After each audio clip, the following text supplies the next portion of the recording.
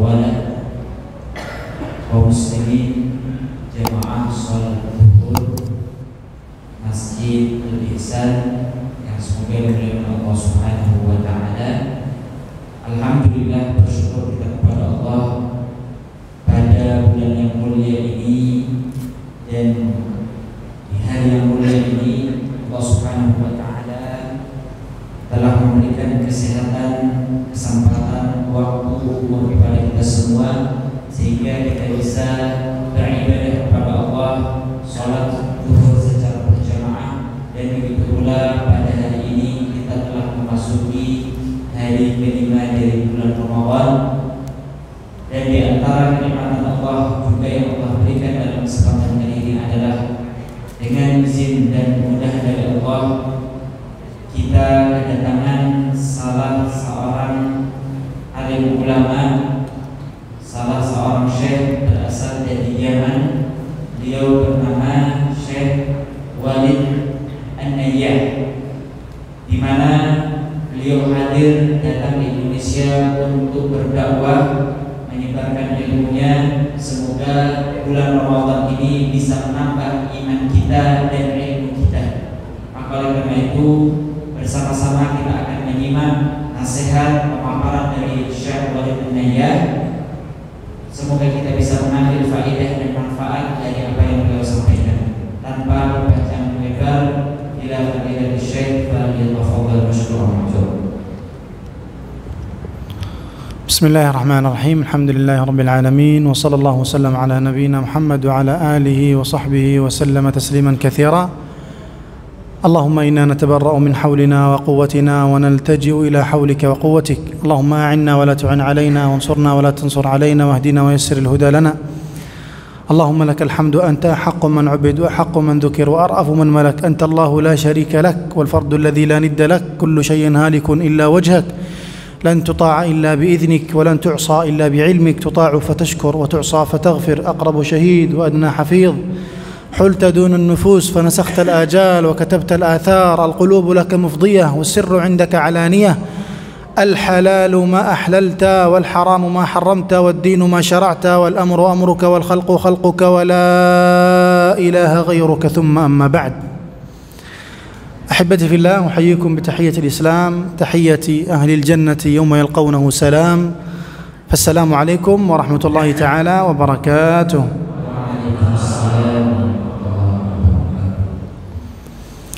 إن من فضل الله تعالى على الأمة المحمدية أن جعل لهم شهرا يعودون فيه ويرممون فيه ما كسبوه من الأخطاء والذنوب في الأعوام السابقة. Di antara keutamaan yang Allah berikan kepada umat Nabi Muhammad SAW adalah Allah jadikan kita sebagai umat yang mulia, umat yang lebih utama daripada umat-umat sebelum kita, yaitu umat Nabi Nuh dan yang sebagainya. لأن النبي صلى الله عليه وسلم يقول في الحديث الصحيح: إن أعمار أمتي ما بين 60 و70 وقل ما يتجاوز ذلك، كما جاء في الحديث. أعمار أمة النبي لا تتجاوز 70 وقليل من يصل إلى 100. أعمارهم قليلة، لكن كانت أعمار الأمم السابقة آلاف السنوات. Karena Nabi SAW menjadikan umur umat Nabi Muhammad SAW ini sangat pendek sekali, antara 60 hingga 70 tahun saja. Jarang di antara kita, jarang di antara umat Nabi Muhammad yang umurnya itu melewati dari itu. Berbeda dengan umat-umat sebelumnya, umat-umat sebelum kita, mereka Allah berikan umur sampai 1000 tahun dan seterusnya. Ini tentunya perbedaan antara kita dengan umat-umat sebelumnya. لذلك مر نوح عليه السلام على امرأة تبكي عند قبر لها، فسألها: ماذا يبكيك؟ قالت: أبكي على صغير مات وعمره 500 سنة. كانت أعمار 500 سنة، رجل صبي فتى صغير. فقال بها تخفيفا عن حزنها: كيف بك لو عشت في أمة لا تتجاوز أعمارهم 60 و70 سنة، يقصد أمة النبي. فقالت والله لئن بقيت إلى ذلك لأقضينها بسجدة واحدة. Maka disebutkan di dalam sebuah riwayat tentang masalah umur, perbedaan antara umat Nabi Muhammad dengan umur umat-umat sebelum Nabi Muhammad. Maka dikisahkan ada seorang wanita yang sedang menangisi di atas kuburan anaknya, yang anaknya baru saja meninggal dalam usia yang masih muda. Jemaah sekalian, usianya masih muda, meninggal. Kemudian ibunya bersedih dikarenakan baru sedikitnya amalan yang dikerjakan oleh anaknya. Berapa umur anak tersebut yang meninggal yang disebut baru usia muda itu ataupun baru usia anak-anak itu, jemaah sekalian? 500 tahun. 500 tahun itu bagi umat Nabi Nuh, ketika Nabi Nuh melewati wanita tersebut, itu masih terhitung usianya masih muda. Maka untuk meringankan kesedihan wanita tersebut, ibu tersebut, maka Nabi Nuh alaihissalam berkata kepada ibu tersebut, jikalau sekiranya engkau dihidupkan pada satu kaum, yaitu adalah yang dimaksud kaum umat Nabi Muhammad SAW, yang mereka hanya diberi Allah umur antara 60 hingga 70 tahun, apa pendapatmu? Maka wanita tersebut menjawab, jikalau sekiranya aku dihidupkan pada masa tersebut, pada zaman tersebut, yaitu pada umat Nabi Muhammad ini, niscaya aku akan habiskan umurku selama 60 hingga 70 tahun itu hanya untuk satu sujud saja. لذلك لا يضيع الإنسان أعماره بالحقد والحسد. أنت تعيش مرة واحدة في العمر، لن تعيش إلا مرة واحدة، فإما أن تعيشها حياة لله أو إما تعيشها حياة للناس وللشيطان. Maka jangan sampai kita menyia-nyiakan waktu umur yang Allah berikan kepada kita. Karena apa? Umur kita ini sangat terbatas, dan begitu pula kita hanya hidup hanya sekali saja. Maka pilihannya hanya dua. Apakah kita hidup untuk Allah Subhanahu wa taala, beribadah kepada Allah, ataukah kita hidup untuk manusia dan kesenangan yang ada di dalam kehidupan ini? والأيام التي نعيشها تختلف عن الأيام التي عند الله. اليوم عند الله يساوي 1000 سنة من يومنا. يقول الله في سورة الحج: ويستعجلونك بالعذاب ولن يخلف الله وعده وإن يوما عند ربك كألف سنة مما تعدون. 1000 سنة عند الله يوم واحد. Dan terdapat perbedaan antara waktu di sisi kita yang kita hidup di dalamnya dan di sisi Allah Subhanahu wa taala, di mana satu hari di sisi Allah itu sebagaimana kita hidup selama berapa? Ka'alfi sana, 1000 tahun. Jadi satu hari ataupun satu hari di sisi Allah Subhanahu wa taala itu bagi Allah, bagi kita itu seperti kita hidup selama 1000 tahun. يعني الإنسان إذا عاش 90 سنة، نقول 100 سنة يعيش، عمره عند الله لا يتجاوز الدقيقتين. فهل يستحق الإنسان أن يعيش هذه الحياة، يعيشها بين أن يجري ويحسد ويحقد ويغتاب ويعصي الله؟ لأن الحياة الأخروية هي حياة إلى ما لا نهاية في الجنة. Maka kalau kita mau perbandingkan antara umur yang kita miliki, katakanlah umur kita 100 tahun, maka di sisi Allah Subhanahu wa taala umur 100 tahun ini dibandingkan tadi satu hari di sisi Allah bagaikan kita hidup selama 1000 tahun. Maka kalau kita punya umur 100 tahun saja, di sisi Allah Subhanahu wa taala itu hanya seperti 1-2 menit saja. Maka bagaimana kita akan dengan umur yang di sisi Allah hanya sekedar 1-2 menit saja, kita mau menyia-nyiakan waktu kita. Kita bermaksiat kepada Allah, kita berlaku hal-hal yang sia-sia, kita melakukan hal-hal yang diharamkan oleh Allah Subhanahu wa taala. ولأجل هذه الأعمار القصيرة جعل الله لنا موسم رمضان ليلة القدر خير من 83 سنة. يعني أنت تصلي صلاة واحدة في ليلة القدر كأنك صليت 83 سنة في هذه الصلاة. وجعل لنا كذلك مواسم أخرى مثل عاشوراء، يوم عرفة، أيام العاشر. كل هذه لأن أعمار أمة النبي صلى الله عليه وسلم أقصر مما كان في السابق. Maka di dalam memahami umur ini kita harus pandai-pandai di dalam menjalankan ataupun menghabiskan waktu kita. Oleh karenanya di antara bentuk kasih sayang Allah, rahmat Allah kepada kita yang umur kita itu sudah sedikit, dan bahkan kalau dibandingkan dengan di sisi Allah hanya bernilai 1-2 menit saja, maka di antara bentuk kasih sayang Allah kepada umat Nabi Muhammad SAW adalah Allah berikan kepada kita semua musim-musim, waktu-waktu khusus di mana dalam waktu tersebut Allah lipat gandakan amalan-amalan kita, sebagaimana pada bulan Ramadan, sebagaimana waktu Lailatul Qadar, di mana ibadah yang kita lakukan pada Lailatul Qadar itu sebagaimana kita beribadah satu salat yang kita lakukan, satu rakaat yang kita lakukan pada Lailatul Qadar itu sebagaimana kita salat selama 83 tahun.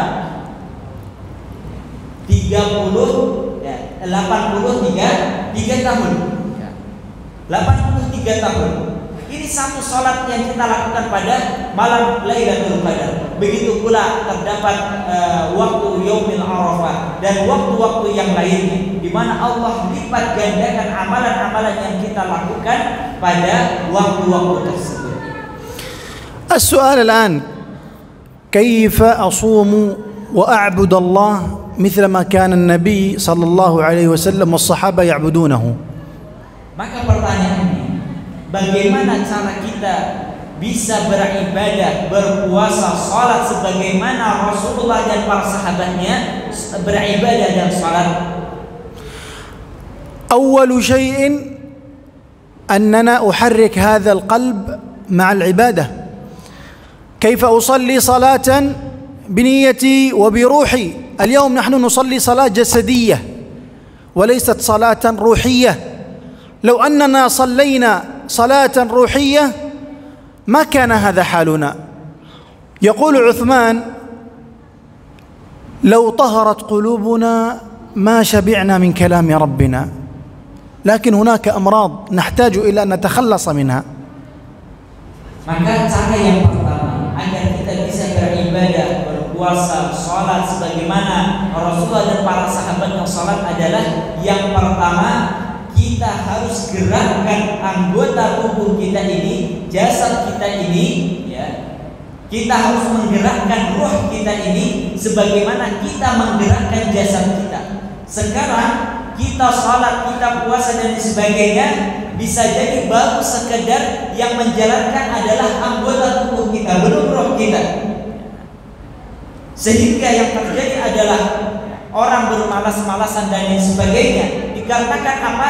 Yang berpuasa, yang sholat itu baru sekedar jasadnya saja, anggota tubuhnya saja, belum ruhnya. Maka oleh karena itu, sebagaimana perkataan sahabat Utsman bin Affan, "Lau taharat qulubuna ma syabi'at min kalam rabbina." Jikalau sekiranya hati kita ini bersih, hati kita ini sehat, maka kita tidak akan merasa puas untuk senantiasa membaca Al-Quran. Ini dikarenakan ketika hati kita bersih, maka anggota tubuh kita di dalam membaca Al-Quran dan melakukan amalan ibadah yang lainnya akan sah. Allah Ta'ala khalaqal insana min jasadin wa ruh, wa ja'ala al-jasad ta'amuhu min al-ard, wa ja'ala ar-ruh ta'amaha min as-sama', al-Quran wa dhikrullah wa al-ashya' allati tuqarribuna ila Allah. فنحن إن اهتمينا بالجسد يموت الروح، يصبح الإنسان لا يتأثر ولا يبكي ولا يعلم ما هو لماذا جاء إلى هذه الدنيا. وإذا اهتمينا بهما الاثنين نستطيع أن نعبد الله بصحة جيدة وبروح كاملة. Maka Allah Subhanahu wa Ta'ala menciptakan manusia ini, menciptakan kita semua ini dengan dua hal. Yang pertama adalah jasad kita, dan yang kedua adalah ruh. Jasad kita ini bisa hidup dengan makanan-makanan yang ada di atas muka bumi ini. Sedangkan ruh kita tidak akan hidup kecuali dengan makanan yang berasal dari langit, yaitu adalah Al-Quran, zikrullah, ibadah yang kita lakukan. Maka oleh karena itu, ketika seseorang hatinya, ruhnya sakit, maka bisa jadi dia sholat, namun dia tidak merasakan nikmatnya di dalam beribadah kepada Allah Subhanahu wa Ta'ala. Dia melaksanakan ibadah tersebut dalam keterpaksaan, dia melaksanakan ibadah tersebut dalam kemalasan. Namun ketika keduanya mendapatkan gizi yang cukup, tubuh kita sehat, ruh kita pun sehat, maka kita bisa beribadah kepada Allah Subhanahu wa Ta'ala secara sempurna. الصيام ورمضان أعظم غذاء للروح. الآن نحن شهر كامل، إن لم تتغذى هذه الروح في هذا الشهر ولن يغفر للإنسان في هذا الشهر، فلن يستطيع ولن يعمل على أن يغفر الله له الذنوب في بقية الأشهر، لأن هذا الشهر إن لم يغفر لك فأنت من الخاسرين. Maka Allah jadikan bulan Ramadan ini sebagai waktu untuk kita memberikan gizi makanan bagi ruh kita.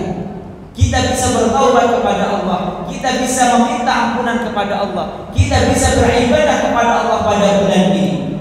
Namun jika kita tidak bisa mendapat ampunan dari Allah pada bulan ini, ketika kita tidak mau meminta ampunan kepada Allah pada bulan ini, maka terhadap bulan-bulan yang lainnya kita lebih sulit untuk mendapatkan ampunan dari Allah, kita lebih sulit untuk beristighfar kepada Allah. Jika kita tidak bisa memaksimalkan ibadah sholat kita, puasa kita, qiraatul Quran kita pada bulan ini, maka terhadap bulan-bulan selain bulan Ramadan kita jauh lebih sulit untuk melakukannya. لذلك حتى نستفيد من هذا الشهر، اليوم مضى علينا 5 أيام، 5 أيام ذهبت بسرعة، والذي سيأتي سيذهب بسرعة. كيف أستفيد من هذا الوقت؟ هناك 3 ساعات لا تفرط بهما، ساعة وقت السحور أو وقت السحر تعمل فيها 3 أعمال: استغفار ودعاء، والسحور سنة من النبي صلى الله عليه وسلم. Maka sebagaimana yang sudah kita ketahui, bulan Ramadan ini sangat sempit sekali, 30 hari saja, dan kita sudah berlalu berapa hari jemaah sekalian? 5 hari. Maka yang tersisa tinggal 25 hari. Maka oleh karena itu, setidaknya dalam sisa waktu ini jangan sampai kita lupakan ada pada bulan Ramadan 3 waktu yang tidak boleh kita lewatkan kecuali untuk taat kepada Allah. Tidak boleh kita sia-siakan 3 waktu ini. Apakah 3 waktu itu? Yang pertama adalah waktu sahur. Waktu sahur. Waktu sahur ini kita harus bisa maksimalkan untuk beribadah kepada Allah. Setidaknya dengan 3 amalan yang bisa kita maksimalkan pada waktu sahur. Apa itu? Yang pertama adalah al-istighfar. Al-istighfar sebagaimana firman Allah Subhanahu wa Ta'ala yang menjelaskan tentang hal ini. وبالأسحار Istighfar ini merupakan istighfar di waktu sahur, ini merupakan sifat orang-orang beriman dan orang-orang saleh. Sebagaimana firman Allah, wa bil asharihum yastaghfirun. Orang-orang saleh, orang-orang beriman pada waktu sahur mereka menghabiskan waktu mereka untuk meminta ampunan kepada Allah Subhanahu wa taala. Kemudian yang kedua yaitu adalah amalan doa, yaitu berdoa kepada Allah di waktu sahur. Karena pada waktu ini Allah turun ke langit dunia untuk menerima setiap permohonan hamba-hambanya. Ketika kita memohon harta, Allah kabulkan. Ketika kita memohon kesehatan, Allah kabulkan. Ketika kita memohon rezeki, Allah kabulkan. Dan setiap permohonan Allah kabulkan di waktu sahur. Dan yang ketiga adalah amalan berupa sahur itu sendiri. Karena amalan ini terdapat keberkahan dan sesuai dengan petunjuk Nabi sallallahu alaihi wasallam. الوقت الثاني بعد صلاة الفجر، هذا الوقت الذي يتم فيه تقسيم الأرزاق. يقول النبي صلى الله عليه وسلم: اللهم بارك، دعوة من النبي، اللهم بارك لأمتي في بكورها. وهذا الوقت أن يصلي الإنسان صلاة الفجر وركعتا الفجر، لأن ركعتا الفجر سنة خير من الدنيا وما فيها. كان النبي لا يتركها لا في حضر ولا في سفر، حتى في السفر كان يصلي هذه ركعتين. يصلي الفجر إلى أن تطلع الشمس ثم يصلي ركعتين، يكون كعدل عمرة وحجة تامة كما جاء في الحديث. Adapun waktu yang kedua yang tidak boleh kita sia-siakan pada bulan Ramadan, yang tidak boleh kita lewatkan begitu saja tanpa ada amalan yang kita lakukan, yaitu adalah waktu subuh. Waktu subuh hingga waktu tibanya waktu syukur. Karena di dalam waktu ini sebagaimana yang disebutkan oleh Nabi sallallahu alaihi wasallam, waktu ini adalah waktu Allah membagi rizkinya, membagi keberkahannya kepada hamba-hambanya. Sebagaimana doa Nabi sallallahu alaihi wasallam, Allahumma barik li ummati fi bukuriha. Ya Allah, berkahilah umatku. Di antara keberkahan yang diminta oleh Nabi adalah rizki-rizki yang kita cari. Ini adalah kemuliaan pertama yang ada pada waktu subuh.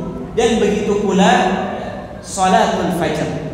Salatul fajr ini adalah satu salat sunnah yang tidak pernah ditinggalkan oleh Nabi sallallahu alaihi wasallam, baik saat beliau mukim tidak dalam keadaan safar ataupun saat beliau safar. Ini menunjukkan pentingnya salat fajar ataupun salat sunnah fajar.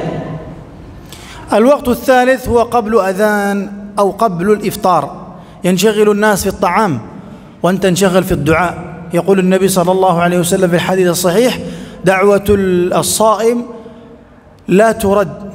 لا ترد ودعوة، وفي الحديث الآخر ودعوة عند فطره، وهو يأكل التمر ثم يدعو، ثم يأكل التمر الثانية ثم يدعو، ثم يأكل التمر الثالثة ويدعو. هذا الوقت دعاء مستجاب من الله. الله تبارك وتعالى في سورة البقرة ذكر هذه الآية بعد أحكام الصيام: وإذا سألك عبادي عني فإني قريب أجيب دعوة الداعي إذا دعان. بعد آية الصيام مباشرة ذكر هذا الدعاء. لذلك لا تفتر أو لا تنسى هذه الساعة من دعاء لك ولأمة النبي صلى الله عليه وسلم. Sebelum melanjutkan apa yang beliau sampaikan, pada waktu yang ketiga menambahkan dari waktu subuh itu tadi, amalan yang tidak boleh kita lewatkan yaitu adalah amalan 2 rakaat setelah masuknya waktu syuruk, di mana barang siapa yang sholat subuh kemudian duduk sejenak di masjid berdoa berzikir kepada Allah, membaca Al-Quran hingga tibanya waktu syuruk, maka dia mendapatkan pahala sebagaimana pahala haji dan umrah sempurna. Maka di antara jamaah barang siapa yang masih tertunda hajinya, pada bulan tahun-tahun sebelumnya, maka jadikanlah waktu-waktu setelah subuh ini sebagai pengganti, pahala pengganti daripada ibadah haji umrah kita yang sedang tertunda. Adapun waktu yang ketiga dari waktu-waktu Ramadan yang tidak boleh kita lewatkan adalah waktu saat tibanya waktu maghrib ataupun saat kita iftar. Karena apa, jamaah sekalian yang sudah dimuliakan Allah Subhanahu wa taala, pada waktu ini adalah waktu yang tepat bagi seorang hamba untuk berdoa kepada Allah Subhanahu wa taala. Sebagaimana sabda Nabi sallallahu alaihi wasallam, lis-shaimi da'watun la turad. Bagi orang yang berpuasa memiliki kesempatan untuk berdoa kepada Allah dengan doa yang tidak akan ditolak oleh Allah Subhanahu wa taala. Kapan itu? Saat dia berbuka. Saat dia berbuka. Ketika dia pertama kali berbuka satu kurma, kemudian setelah itu dia berdoa. Kemudian begitu pula kurma yang kedua, setelah itu berdoa lagi. Ini dianjurkan oleh Nabi SAW untuk kita perbanyak doa di waktu kita berbuka puasa. Oleh karenanya pentingnya berdoa saat kita buka puasa ini, sehingga Allah Subhanahu wa taala ketika menyebutkan ayat tentang kewajiban siam, ya ayyuhalladzina amanu kutiba alaikumus syiyam hingga la'allakum tattaqun, maka setelahnya Allah Subhanahu wa taala melanjutkan dengan ayat wa idza sa'alaka ibadi anni fa inni qarib. Apabila hambaku memohon kepadaku, maka Allah jawablah bahwasanya Allah sangat dekat.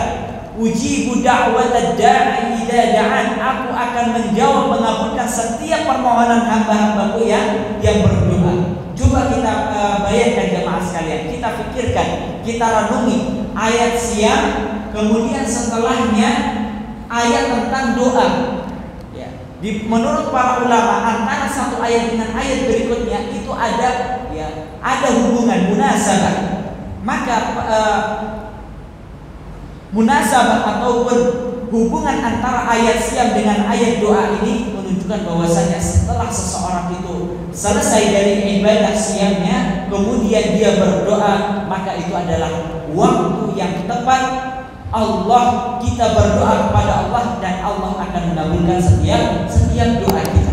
Ini adalah waktu yang ketiga yang harus kita maksimalkan untuk tadi berdoa kepada Allah. Dan begitu pula yang tidak kalah penting adalah musim qalilan ماذا يأكل التمر. ايش يأكل؟ طيب. إذن هذا الوقت من أفضل الأوقات لاستجابة الدعاء، ومن السنة أن يأكل على تمر، فإن لم يوجد التمر ماء، لأن الجسم يحتاج إلى سكريات، والسكريات موجودة في الكرمة في التمر. هذه التمر تعمل لك صحة في جسدك. هذه سنة نبوية من النبي صلى الله عليه وسلم. Kemudian hal yang jangan sampai kita lupakan saat kita berbuka puasa itu apa yang kita makan. Yang diutamakan untuk kita gunakan untuk berbuka puasa itu adalah tamar, yaitu kurma. Kalau di Indonesia kita dihidangkan kurma dengan gorengan, kira-kira jamaah sekalian pilih yang mana dulu yang diambil, kurma atau gorengan? Gorengan. Jadi kurmanya orang Indonesia itu adalah gorengan. Tidak dapat sunnahnya. Jadi yang diutamakan, yang dianjurkan untuk kita utamakan saat kita berbuka itu adalah memakan kurma terlebih dahulu. Karena apa? Di dalam kurma ini terdapat tadi zat gula, dan gula dibutuhkan oleh tubuh kita. Dan ini yang akan membuat kita sehat. Kalau gorengan bagaimana? Kolesterol dan lain sebagainya. Jadi boleh kalau kurma yang pertama, kemudian kalau tidak ada kurma apa? Air. Ya. Kalau tidak ada kurma, air. Maka inilah yang membuat kita kuat di dalam beribadah ya siap. Tapi kalau misalnya kita makanannya tadi gorengan, kemudian langsung es, nah, membuat kita tidak kuat di dalam beribadah kepada Allah. Siap yang justru membuat badan kita sehat, namun membuat kita sakit karena kita salah di dalam makanan dan tidak mengikuti sunnah Nabi Sallallahu Alaihi Wasallam. هذه 3 أوقات كل يوم يصبح في الشهر 90 ساعة 3 ساعات يوميا في الشهر تصبح 90 ساعة هذه أفضل الأوقات التي لا يفرط الإنسان فيها. Maka ketika kita bisa memaksimalkan ketiga waktu ini jemaah yang dimuliakan Allah, maka pada akhir Ramadan nanti 30 hari maka kita telah mengumpulkan 90 waktu yang berkualitas di hadapan Allah Subhanahu wa taala dan yang kita banggakan di hadapan Allah Subhanahu wa taala. Maka jangan kita sia-siakan untuk kita mengisi ketiga waktu ini pada bulan Ramadan. ما هي الأعمال التي يعملها أو لا يتركها في شهر رمضان؟ أول أعمال صلاة الفريضة في المسجد في الجماعة. صلاة الجماعة أفضل من صلاة الفذ ب27 درجة كما جاء في الحديث، وتحضرها الملائكة. أما بالنسبة للنساء فهي ليست واجبة لهم، هي سنة. Adapun amalan yang bisa kita maksimalkan pada bulan Ramadan yaitu adalah amalan berupa salatul jamaah. Salatul jamaah merupakan kewajiban bagi laki-laki dan sunnah bagi wanita. Dan begitu pula pahalanya di sisi Allah itu berbeda dengan salat dengan sendirian. Antara yaitu adalah perbedaannya 27 derajat. Maka jangan kita lewatkan waktu kita pada bulan Ramadan ini untuk salat secara berjamaah. الأمر الثاني أو الطاعة الثانية صلاة التراويح في المسجد مع الإمام، لأن النبي صلى الله عليه وسلم يقول في الحديث: من قام رمضان مع الإمام حتى ينصرف كتب له قيام ليلة. متى يكتب قيام ليلة كاملة؟ مع الإمام إذا انتهى من الصلاة. هذه من الأشياء التي تزيد الروح غذاء وحسنات تجري لك في حياتك. Adapun amalan yang kedua yaitu adalah amalan berupa salatul tarawih. Salatul tarawih ini merupakan amalan yang tadi akan memberikan makanan gizi bagi tubuh kita, bagi ruh kita.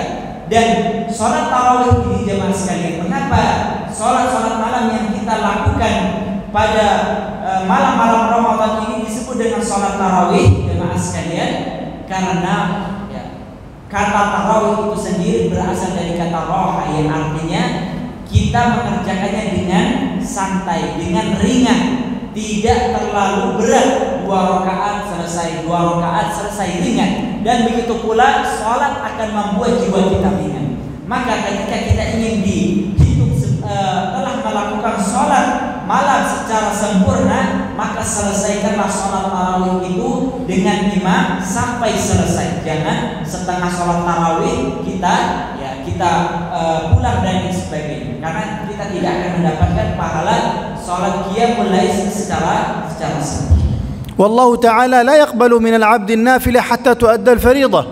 الناس يهتمون بصلاة التراويح وهي نافلة ويضيعون صلاة الجماعة أو صلاة من الفرائض.